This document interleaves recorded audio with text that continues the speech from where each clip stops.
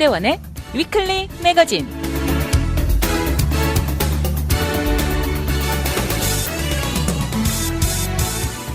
안녕하세요. 위클리 매거진의 문대원입니다. 일반 상식이라는 커먼 센스는 보통 사람이면 공통적으로 느끼는 것입니다. 구태여 설명이 필요 없는 평범한 사람들이 느끼는 것입니다. 그러나 본인이 상식 없는 말과 행동을 하는 사람이 오히려 누구를 커먼 센스 없다고 말할 때는 정말 어처구니 없습니다. 겨 묻은 개가 똥 묻은 개를 나무란다는 말이 딱 맞는 사람입니다. 자기 자신을 몰라도 너무 모르는 사람들은 우리를 당황하게 만듭니다. 정말 사회생활은 쉽지 않다고 하는데 실제 어려워서 힘들다기보다 이렇게 백그라운드가 다르고 어이없는 사람들과 공존해야 하는 점이 오히려 더 힘들다는 생각마저 드는 것입니다.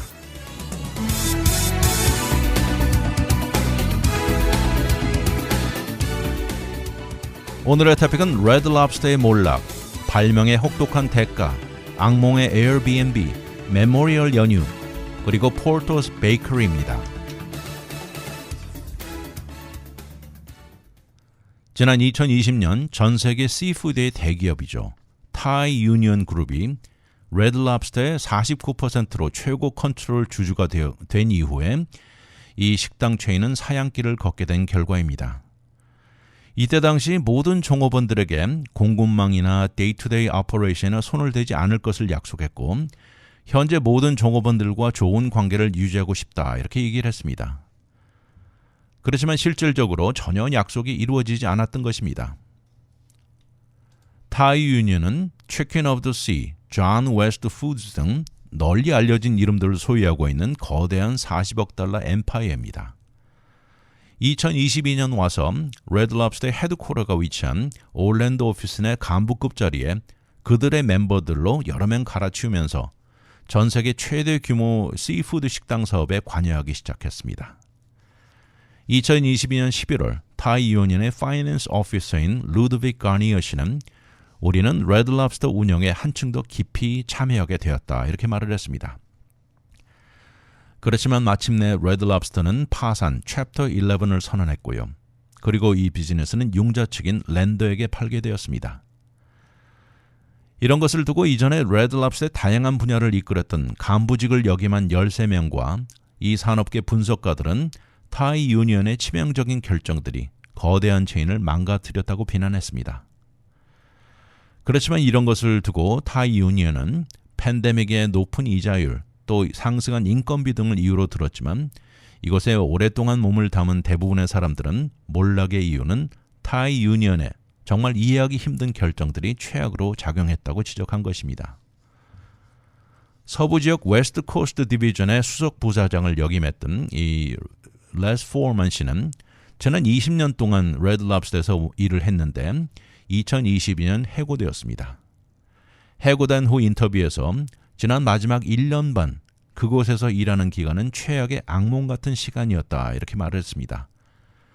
그러면서 그들은 미국에서 식당 운영이 어떻게 하는 것인지 전혀 아이디어가 없는 사람들이다 이렇게 얘기를 했습니다. 애초 레드 랍스터라는 곳은 상당히 이곳에 몸을 담고 있음을 자랑스러워하는 직장이었습니다. 충실한 문화를 유지하던 회사로 직원들의 움직임도 적었고요. 이곳에서 30년, 40년 일한 종업원들도 상당수 되었던 곳입니다. 그러나 타이 유니언이 도착하고 이 분야 산업과 브랜드 그리고 식당 산업에 풍부한 경험을 지니고 있던 10여 명의 간부급 리더들을 해고했습니다. 그리고 그 이후 레드 랍스터는 5년 동안 CEO가 5번 바뀌는 일이 벌어진 것입니다. 2022년 타이 유니언의 CEO는 올랜도 헤드쿼터를 방문할 당시에 풍수지리 컨설턴트를 대동했습니다. 그러자 이는 나쁜 풍수지리라고 지적하면서 어느 누구도 이 오피스 사용해서는 안 된다고 명령을 내린 것입니다. 이에 전 타이 유니언이 지정한 간부급들을 갈아치우고요. 2022년에는 호주 출신 폴 캐니시를 임시 CEO로 앉혔습니다. 그 이후 레드 랍스터 종업원들은 분위기가 완전히 최악이었다고 말을 하면서요. 사기가 완전히 사라지는 직장으로 변했다고 입을 모았습니다. 임시 CEO인 케니 씨는 종업원들 비난을 자주 해댔습니다. 한 번은 회사 연중 행사에서 여성 체중에 대해서 언급하기도 하면서 많은 사람들의 분노를 일으키기도 했죠.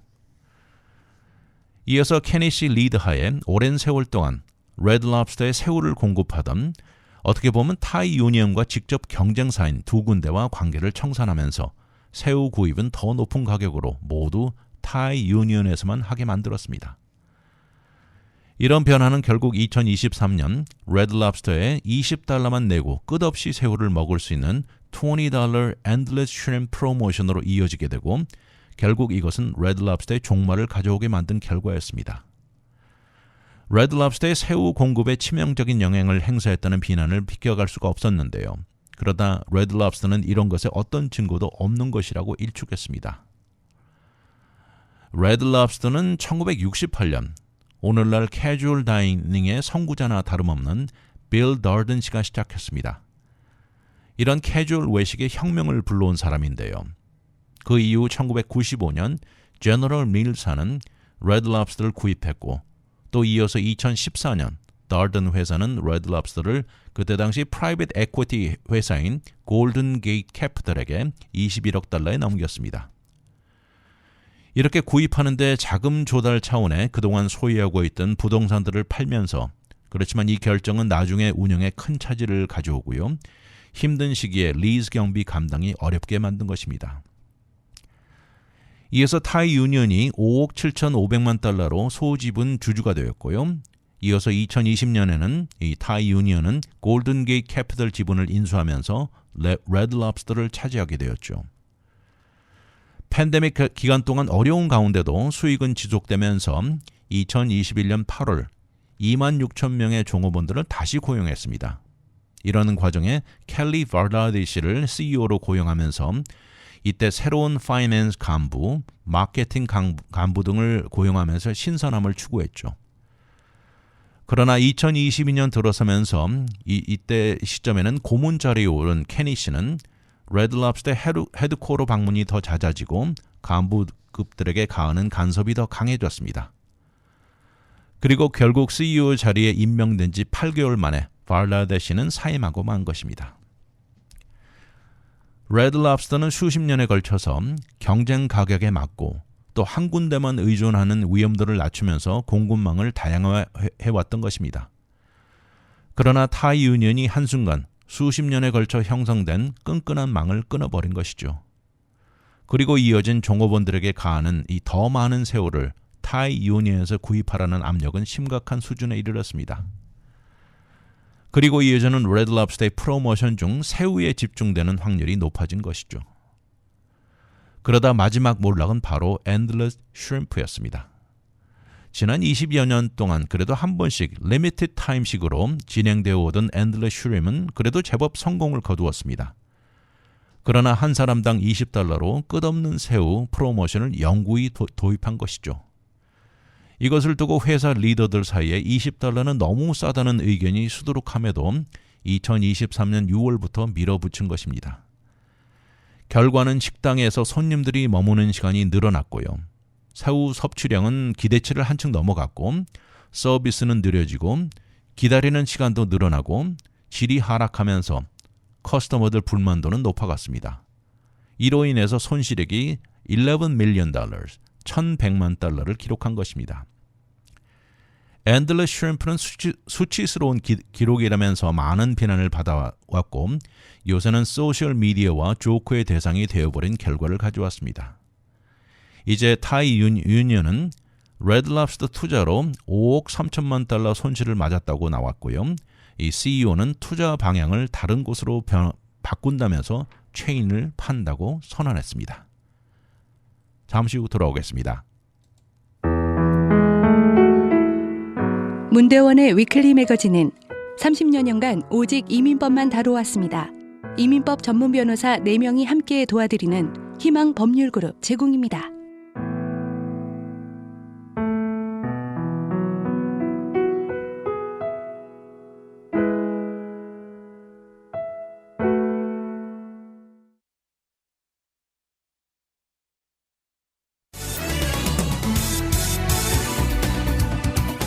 와이드 매거진 문대원의 위클리 매거진.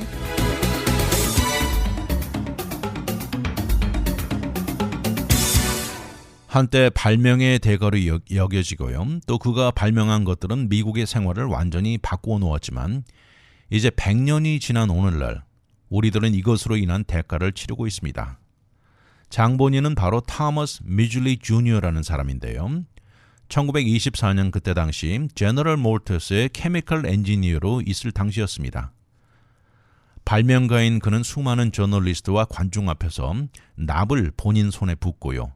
또 납 도끼 퓨움을 1분 동안 들이마시는 것을 보여주면서 건강에 전혀 문제없다는 것을 강조한 것입니다. 이때 당시 자동차에 사용되는 가솔린에 첨가하는 목적으로 테트라에틸 레드를 발명해 내놓고요. 엄청난 경제적인 이익이 예상되는 가운데 이런 것을 보여준 것입니다. 자동차 가솔린에 이것을 첨가하면 자동차 엔진에서 나는 նակ킹 문제를 풀어주는 것이었죠. 사실 그때 당시 자동차 산업계 전체에 նակ킹, 이것은 풀리지 않는 심각한 문제였습니다. 여기에 납인 레드가 해답이었죠. 그러나 대가는 인간에게 특히 어린이들에게 엄청나게 해롭다는 점입니다. 거기다 역사에 또 기록된 또 다른 발명이 있는데요. 그때 당시 냉장고와 에어컨디셔너에 사용되던 해롭고 불이 잘 붙는 가스를 사용해 왔는데 여기에 클로로플로로카본을 발명한 것입니다. 이제 이것은 프레온 가스로 더 잘 알려져 있는데요. 당시 인간에게 위험하지 않은 옵션으로 굳게 자리 잡은 것이죠. 그렇지만 이것은 프레온 가스는 지구 위의 오존층을 파괴하는 것으로 밝혀지고 오존층에 구멍이 뚫리게 만들면서 인간은 물론이고 동물에게도 피부 등 다양한 건강 문제를 동반하게 된 것이죠. 이렇게 발명 이후 100년이 지난 지금 인류와 지구는 두 가지 발명에서 회복되지 못하고 있는 현실입니다. 지난 2021년 전 세계에서 납성분이 들어간 가솔린을 마지막 파는 것이 중단되면서 뚫린 오존층이 회복되려면 앞으로도 40여 년은 더 걸릴 것으로 예상되고 있습니다. 거기다 수많은 사람들은 납중독의 여파로 고생하면서 살아가고 있는 현실이죠. 1889년 펜실베니아 주에서 태어난 미즐리 씨는 어린 시절부터 호기심이 많았습니다. 하이스쿨을 다니던 시절 미끌거리는 느릅나무 껍데기를 씹고 이것을 손에 끈적끈적하게 해서 야구공을 던지면 한층 더 스핀이 많았고 변화구를 던질 수 있다는 것을 알아냈습니다. 이것은 이제 금지되었지만 얼마 전까지 프로야구 투수들 사이에서 사용되기도 했었죠. 또 학창시절 화학의 주기율표 periodic table을 복사해서 늘 지니고 다녔고 모든 물질에 관심이 많았습니다. 제너럴 모터에서 일할 당시 자동차 산업계 전체 수백 명의 과학자들은 նակ킹 문제를 해결하려고 독성이 있는 것을 포함해서 수천 개가 넘는 물질을 테스팅해 왔습니다. 그러다 미즐리 씨는 납성분의 테트라에틸 카본을 당시 줄여서 에틸로 통했는데 이것을 발명한 것입니다. 그리고 곧장 이것이 첨가된 가솔린이 전국적 판매에 들어갔습니다. 납, 레드라고 부르는 납은 WHO에 의하면 아주 독성이 강하고 절대적으로 위험합니다. 특히 어린이가 노출되었을 경우에는 지적 발달을 저하시키고요. 행동적 문제를 돌발하는 것이 증명되어 있죠. 미즐리 씨가 이것을 가솔린에 첨가하자 이것을 주장할 때 레드의 독성은 이미 널리 알려진 상태였습니다. 그러나 이것은 미즐리 씨를 주저하지 않게 만들었고요. 밀어붙이고 새로운 가솔린이 팔려나가기 시작한 것입니다. 얼마 후 에틸을 만들어낸 실험실에서 일했던 사람들 가운데서 점점 납중독 증상이 나타나면서 위기를 맞기 시작했습니다. 그러자 미즐리 씨는 본인 손에 붓기도 하고 납 퓨움을 들이마시면서 이것에 대한 우려를 축소시키는 데 총력을 다한 것이죠. 이어서 인간에 위험하지 않고 불이 붙지 않는 프레온 가스를 내놓고 냉장고나 에어컨디셔너에 사용되는 획기적인 발표를 한 것입니다. 이것 역시 상업적인 차원의 완전 성공을 거두어 이 가스를 들이마시고 촛불을 입으로 불어 끄는 것도 본인이 직접 보여줬습니다. 1945년 세계 2차 대전이 끝나고 에어컨디셔너는 이제 모든 곳에 들어가게 되고요. 이것을 만들어내는 회사들은 자연스럽게 프레온 가스를 사용했습니다. 그러면서 오존층의 문제를 가하기 시작했죠. 1970년대 와서야 남극 근방에 오존층에 구멍이 뚫린 것이 알려지고요. 그냥 방치해둘 경우에 구멍은 더 커지면서 지구상에 존재하는 모든 생명을 위협할 것이라고 결정이 나왔습니다. 그러함에도 미국 시장에서 유연이죠. 레드 가솔린을 1996년까지 완전히 사라지지 않았습니다. 전 세계에서는 2021년 알제리아에서 이것을 없앤 마지막 국가로 기록됐습니다. 이제 우리 자동차 사용하는 가솔린은 이제 무연이라고 부르는 unleaded 가솔린으로 변한 것이죠. 또 2022년 나온 연구 결과를 보면 미국 인구의 절반이 어린 시절 위험한 정도의 레벨 납에 이미 노출되었다는 것이었습니다. 미즐리 씨 본인도 비극적인 마지막을 맞이했습니다. 미즐리 씨는 1940년 폴리오에 걸렸고요. 이로 인해서 불구장애가 되었습니다.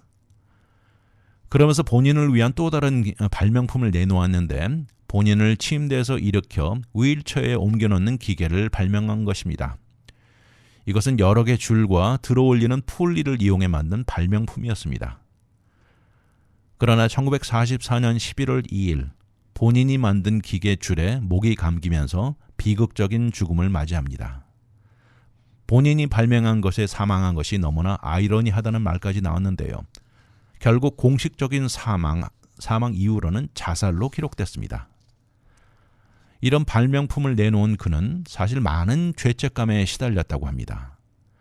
산업계에서는 그를 최고로 축혀 올리면서 영웅 취급을 했지만 그러나 뒤편에서 발명해 내놓은 것들이 위험을 알면서도 내놓았다는 것이 그를 괴롭혔습니다. 그러나 또 다른 측에서는 실제 미즐리 씨도 납중독의 여파로 정신병에 시달려 나온 결과라고 주장하는 측도 있습니다. 그가 세상을 떠나고 과학계에서는 그에 대한 모든 것이 긍정적인 것만 수두룩했습니다. 그러나 역사적으로 볼 때 미즐리 씨는 환경을 파괴시키고 납중독의 책임자라고 부르는 사람들도 많습니다. 그를 두둔하는 한 측근은 미즐리 씨는 단지 종업원이었다 이렇게 말을 합니다. 만약 미즐리 씨가 아니었다면 어떤 누군가가 이것을 발견했을 것이다 이렇게 주장합니다. 1950년대가 될 때까지 그 어느 누구도 그의 업적에 대해서 의문이나 비난의 목소리는 하지 않았다는 것입니다. 자동차 가솔린에 들어간 납으로 인해 수많은 인류가 납에 노출되었고 프레온 가스로 인해서 오존층에 구멍이 뚫린 대가를 우리는 짊어지고 살아가야 한다는 것입니다. 잠시 후 돌아오겠습니다. 문대원의 위클리 매거진은 30여 년간 오직 이민법만 다뤄왔습니다. 이민법 전문 변호사 4명이 함께 도와드리는 희망 법률그룹 제공입니다.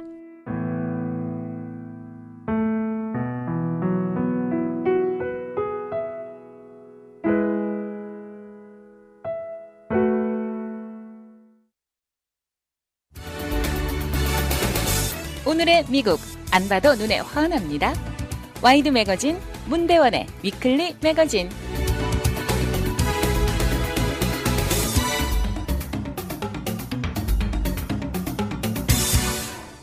니키타라는 여성이 있습니다. 인도계 미국인 여성인데요. 니키타는 미드윌셔 지역에 소유하고 있는 집이 너무 좋았다고 말을 합니다. 그렇지만 지난 2년 동안 악몽의 연속이었다고 말을 하는데요. 그녀의 집은 지난 2년간 본인도 모르게 에어비앤비에 리스트되면서 수많은 게스트들이 묵고가는 집이 되어버린 것입니다. 이러는 과정에 집은 많이 손상되었고요. 법적인 절차로 본인 집을 되찾는데 어려움을 겪어온 것입니다.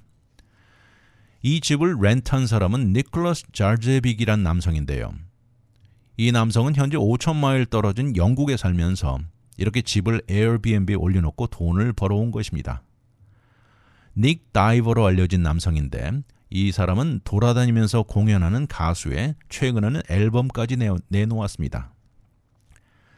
지난 2021년 대학원을 마치고 LA로 이사온 니키타는 로스펠레스 지역의 아파트에 정착했습니다. 그러다 팬데믹 기간 동안 부동산 마켓은 뜨거워지고요. 이자율은 역사적으로 최저를 기록하면서 결국 2022년 3월 미드윌셔 집을 167만 달러에 구입했습니다. 그렇지만 현재 살고 있는 그 아파트의 리스가 끝나지 않아 막 구입한 집을 렌트하기로 결정했습니다. 그러자마자 엄청난 애플리케이션이 들어왔는데요. 그중 한 사람이 니콜라스였던 것입니다. 그렇게 선택된 자르제빅이라는 남성. 그를 처음 만났을 때 36살의 평범한 남성이었습니다. 어떤 문제도 보이지 않았고 좋은 테넌트로 생각됐습니다. 그의 은행 구좌에는 $1,000,000 캐시가 들어있었고요. 테슬라를 몰고 왔고 롤렉스 시계도 차고 있었던 것입니다. 자르제빅 씨는 집을 잘 관리하겠다는 약속을 하고요. 바닥이 긁히지 않게 양탄자 러그도 깔겠다고 말까지 한 것입니다. 부동산 기록을 보면 이 남성은 아이다호에서 성장했고요. 최근에는 LA 지역에 거주하는 것으로 나와 있습니다. 그렇게 그날 같이 워크드로 한 것이 그를 처음이자 마지막 본 것이고 그 이후에는 한 번도 본 적이 없습니다. 지금 뒤돌아보면 그때 당시 그가 요구했던 것이 좀 이상하기도 했다고 합니다. 9월 1일부터 시작되는 리스임에도 그 며칠 전인 8월 26일부터 들어오게 허락해달라는 것이었고 니케타 씨는 물론 허락했습니다. 그렇지만 나중에 알고 보니까 사실은 이미 장소를 에어비앤비에 올려놓고 게스트가 오기로 결정되어 있었던 것입니다. 첫 1년 동안 아무 문제 없었습니다. 매달 $8,500 렌트 한 번도 밀리지 않았고요. 고쳐달라는 어떤 요구도 없었습니다. 한 번씩 알람이 울리면 곧장 연락이 와서 미안하다, 내 실수였다고 전달하는 것이었고 아주 책임감이 넘쳐 보이는 남성 같았던 것입니다. 그러다 리스 기간이 그동안 아무 문제 없다가 16개월이 넘어가면서 에어비앤비 문제가 이어지기 시작했습니다. 알람이 반복되면서 울려대고 결국 알람 회사는 이러자 경찰이 가게 연락을 취했습니다. 그리고 니키타 씨에게 돌아온 메시지는 경찰이 가보았을 때 에어비앤비 게스트가 알람을 잘못 건드린 것이었다고 말한 것입니다. 이것을 듣고 니키타 씨는 뭔가 잘못되었다는 생각을 했고 그 리스 내용에는 에어비앤비는 어떤 종류의 서브레팅이 허락되지 않는 조항까지 있다는 것이었습니다. 연락을 취해보았더니 자르제빅 씨는 부인하면서 자기는 아무것도 모르는 얘기라고 발뺌만 하는 것이었습니다. 그렇지만 니키타 씨는 에어비앤비 리스트를 직접 들어가 보고 본인 집이 나와 있는 것을 발견한 것입니다. 본인의 집은 하루에 $688, 그리고 뒤에 별채는 $496에 나와 있는 것이었습니다. 자르제빅 이 남성은 연락을 두절했고 에어비앤비 집 호스트로 이름이 제이콥스라는 가명을 사용하는 것이었습니다. 에어비앤비 사용하는 사진에 이 집 바깥 모습은 거의 없었고요. 주위의 사진 그로브 쇼핑이나 또 아무래도 확인이 더 힘든 집 내부 사진만 몇 개 올라 있었던 것입니다. 그리고 나와 있는 리스팅의 주소는 잘못된 1830 사우스 라브레어로 나와 있는데 이것은 사실 스타라이트 인 모텔 주소였습니다. 그러다 집이 막상 부킹이 되면 그때서야 게스트에게 메시지로 정확한 주소를 준다는 것입니다. 이런 전략은 사실 포스팅하는 데 필요하고 요구되는 레지스트레이션 넘버를 피할 수 있는 방법이라고 합니다. 왜냐하면 호텔이나 모텔은 필요 없다는 것을 이용한 것이죠. 수차례 니키타 씨는 자르제빅 씨에게 연락을 취했지만 변호사에게 연락하라는 메시지만 반복적으로 돌아왔습니다. 결국 니키타 씨는 지난 4월 LA Superior Court에 퇴거, 에빅션을 파일했고요. 본인 집에 달려가 열쇠를 바꿀까도 생각을 했는데 이것은 리스를 위반하는 것으로 유일한 방법은 에빅션 과정밖에 없었던 것입니다. 이러는 동안 이 집은 새로운 리스팅 먼트니어라고 이름을 바꿨고요. 에어비앤비 게스트들이 매일같이 렌트를 나가고 있는 것이었습니다. 지난 2008년 런칭을 한 에어비앤비는 단기간 체류를 혁신적으로 변하게 만든 것입니다. 이익 액수는 매년 꾸준히 증가해가고 있고요. 2022년 에어비앤비로 기록된 액수는 3억 7,500만 달러를 넘어갑니다. 그리고 이것은 시정부 세금에도 큰 기여를 합니다. 지난 2016년에서 2023년 기간 에어비앤비 호스트들에게서 걷어들인 세금 액수는 2억 7,500만 달러로 나와 있습니다. 그렇지만 이 기간 동안 시정부는 불법 리스팅을 막고 처벌하는 데는 실패만 거듭해 오고 있다는 지적입니다.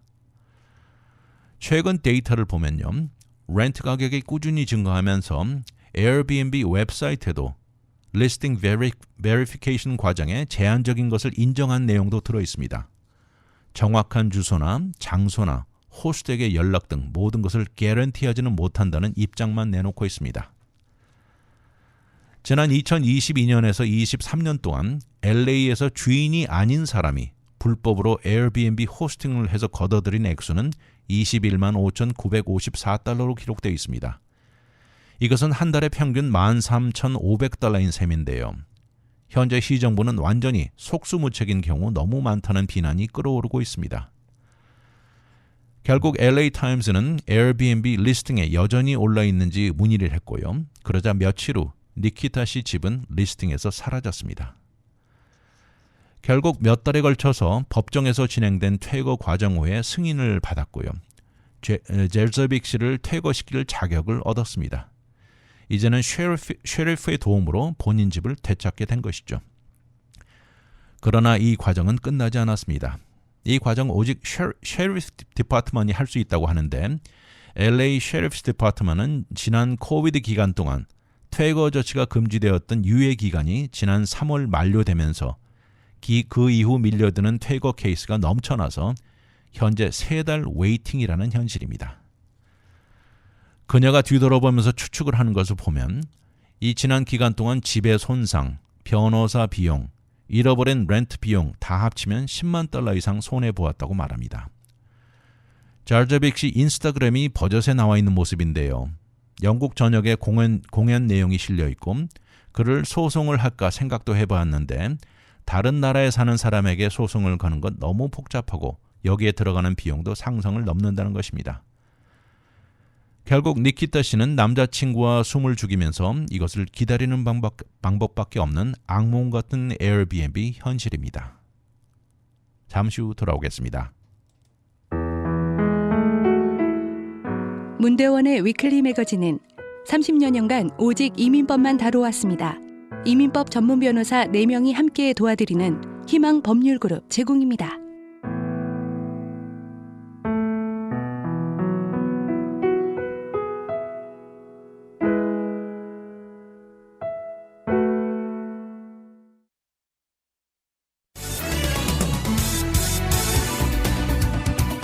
와이드 매거진 문대원의 위클리 매거진.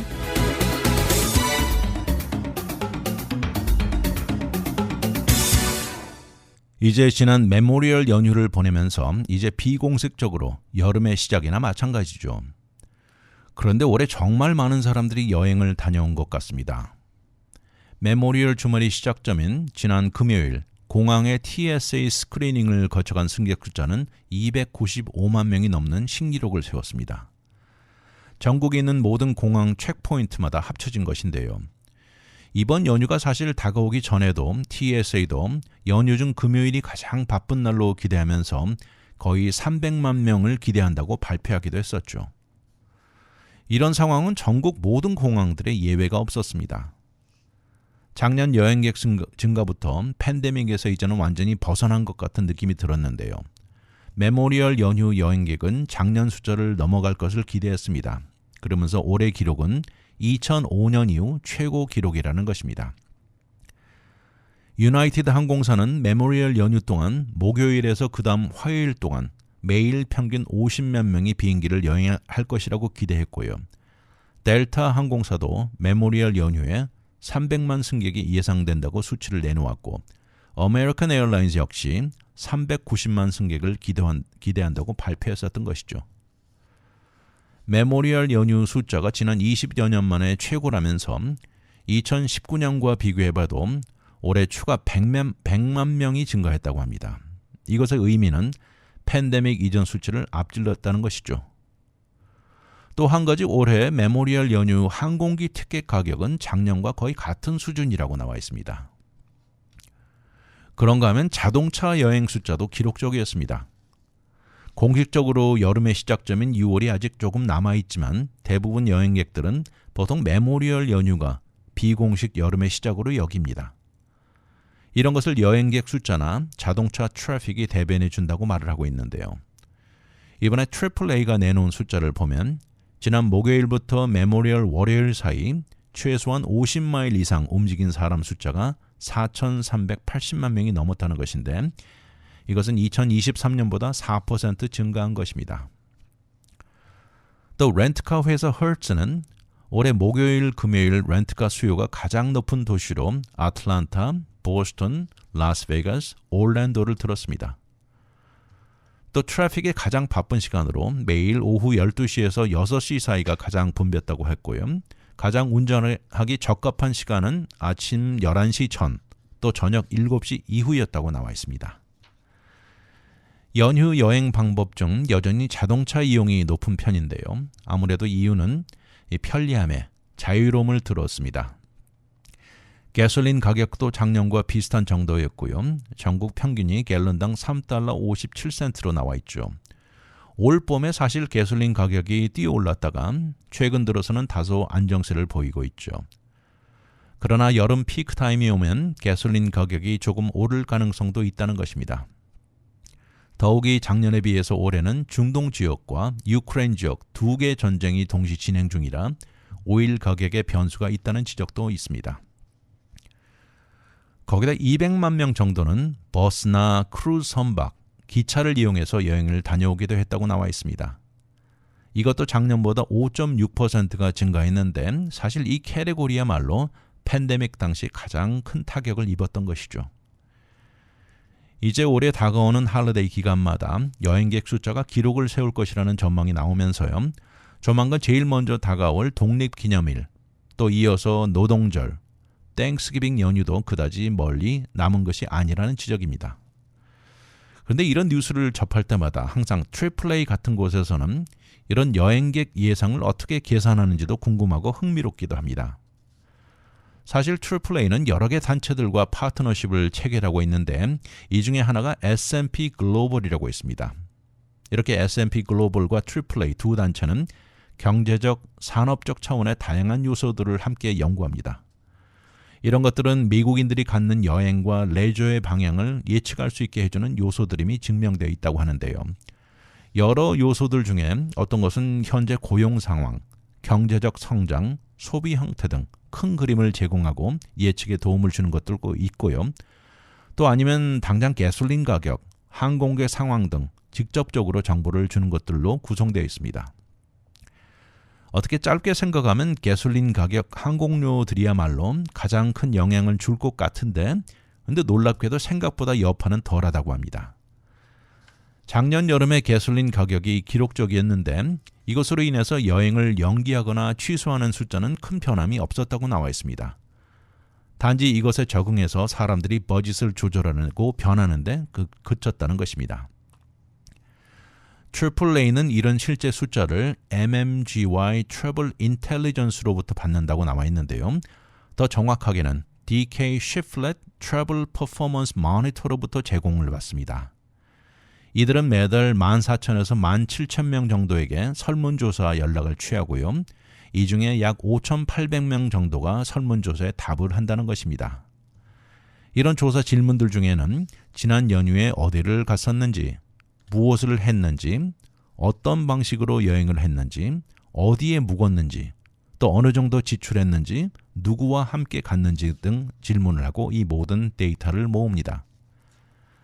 이렇게 모아진 데이터를 토대로 미래 여행을 예측한다는 것이죠.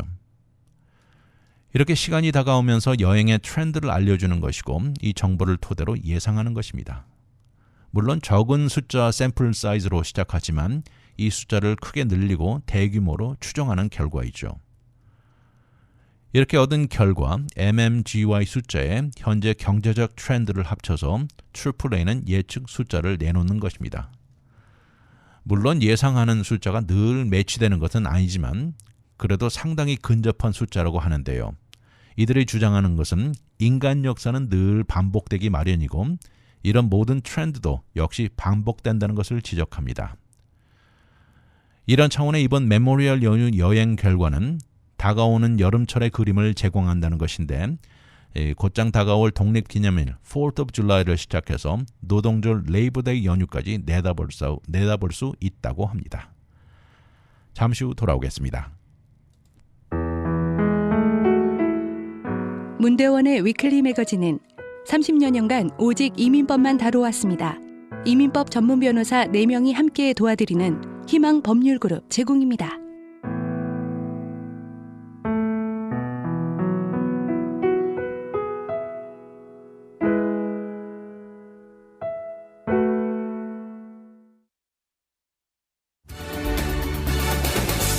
오늘의 미국 안 봐도 눈에 환합니다. 와이드 매거진 문대원의 위클리 매거진.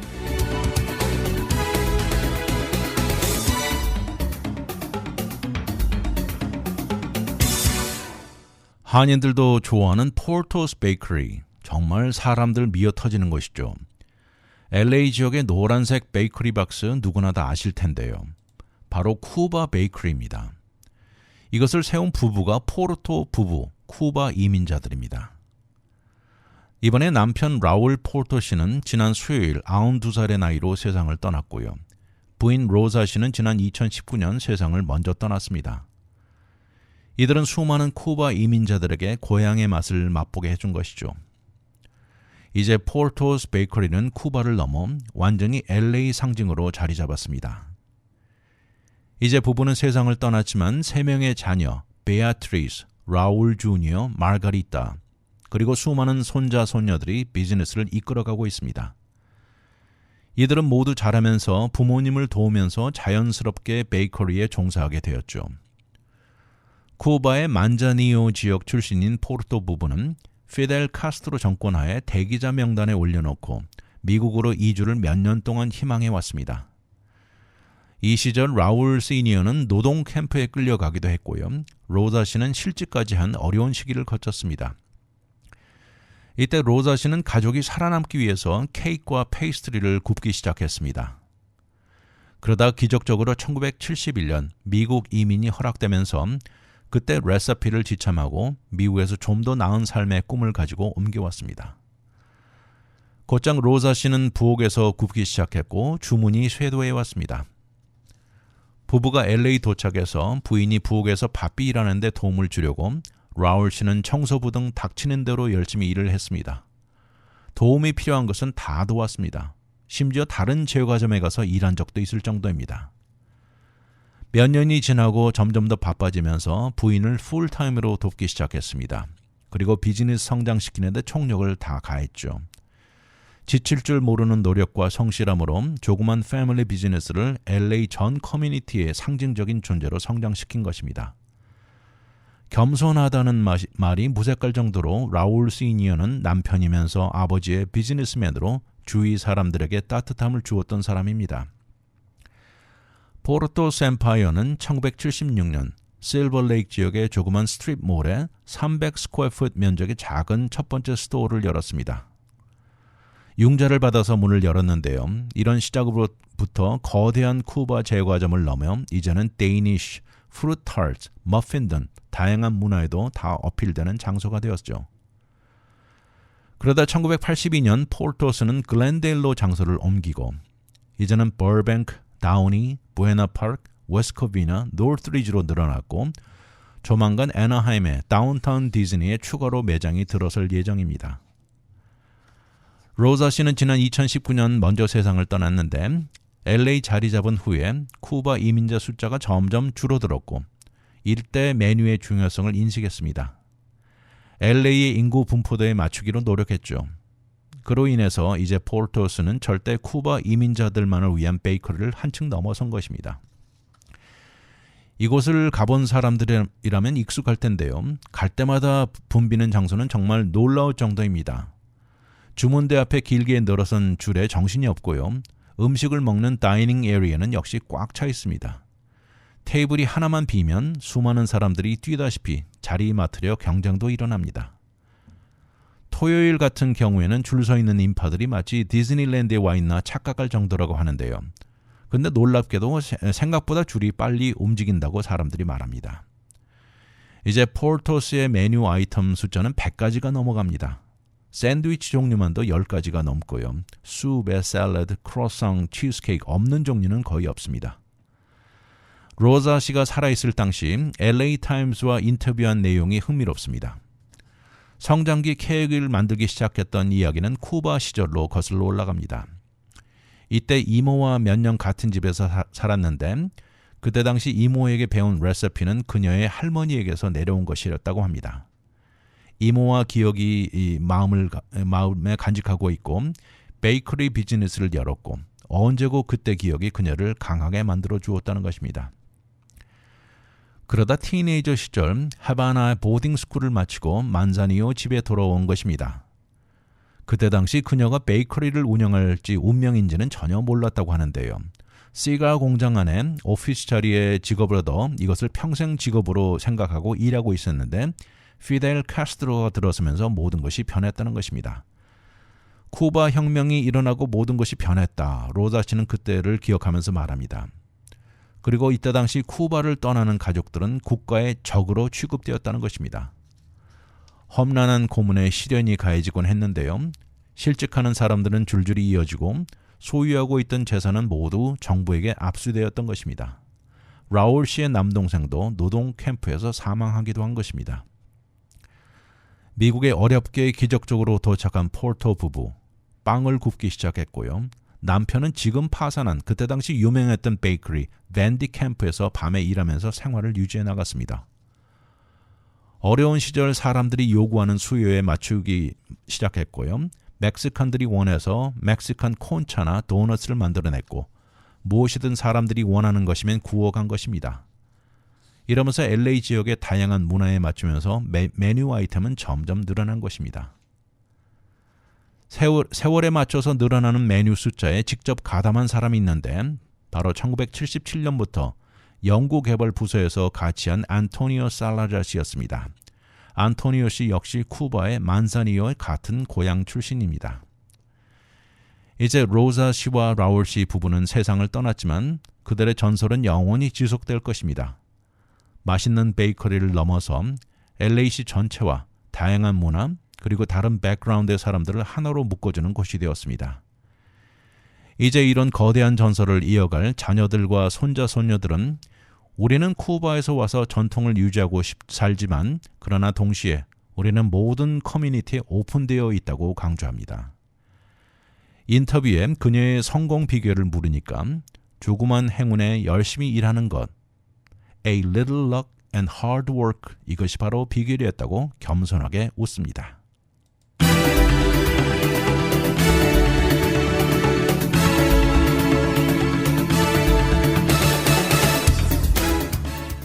어렵게 쿠바에서 미국으로 넘어온 부부가 미국에서 아메리칸 드림을 이룬 이야기입니다. 미국에 도착해 어려운 생활 가운데 생존의 목적으로 부엌에서부터 조그맣게 시작된 것이 이제는 LA 상징적인 존재로 자리 잡았습니다.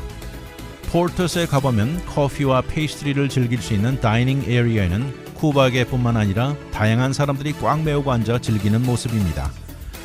그리고 파킹장으로 걸어가는 사람들 손에는 여러 개 노란색 베이커리 박스들이 들려 있습니다. 할리데이 시즌이 다가오면 베이커리 들어서는 금방 도로에는 트래픽이 생길 정도로 붐빕니다. A small luck and hard work라는 말이 간단하면서도 상당히 무게 있게 느껴지는 비결입니다. 위클리 매거진은 인터넷을 통해 다시 들을 수 있습니다. radiokorea.com에 들어와 다시 듣기를 누르시고 편안한 시간에 들으십시오. 또는 위클리 매거진을 유튜브에 들어와 RKTV1540을 통해서도 들을 수 있습니다. 지금까지 위클리 매거진 진행의 문대원이었습니다. 감사합니다.